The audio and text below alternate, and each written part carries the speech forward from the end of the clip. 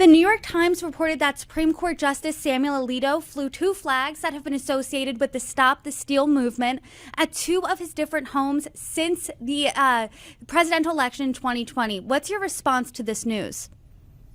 Well, my initial response was that I didn't think it was real. I thought somebody had photoshopped and doctored the flag of the upside down U.S. flag at the Alito house. That's a measure of how bizarre this is. I never in my life thought I would have to speak the phrase Supreme Court Justice flies MAGA battle flags from his houses. And yet, here we are. And I want to note that you did say flags. There were two flags. So I want to break down the time frame of these flags and when they happened. So the first one was an upside down flag, and this was flying outside of his Virginia home in 2021 when the Supreme Court was considering a 2020 election case. And the Appeal to Heaven flag was reportedly seen on at least 4 different occasions between July and September 2023 at their New Jersey vacation home. And this was when a case deciding if January 6 rioters can be charged with felony obstruction over their actions at the Capitol arrived at the Supreme Court. So what do you make of the time frame here? Well, the time frame is that this wasn't just an episode of horribly bad judgment by a Chief Justice.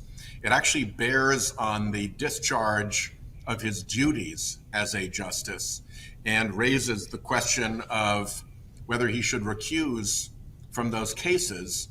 There's a reason that the Supreme Court has a rule for its employees that you cannot exhibit partisan flags, bumper stickers, and other symbols.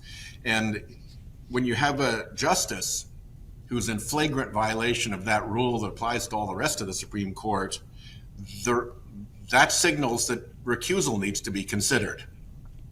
You brought up the recusal question, so I'll ask you point blank. Do you think he does need to recuse himself from any case related to January 6th or Donald Trump at large? I think at this point, his credibility in cases like that is completely shot. And I do think he needs to recuse himself. But I go back just one step because I'm making a bit of a leap when I say that. The leap that I'm making is that nobody has asked any questions about what actually took place. And this is just like nobody asking any questions about whether Thomas paid his taxes on the big forgiven loan for the motor coach, or what was going on with the failure to disclose gifts from billionaires. There's a persistent problem at the Supreme Court that they won't subject themselves to having questions answered about their conduct, which is the most basic thing.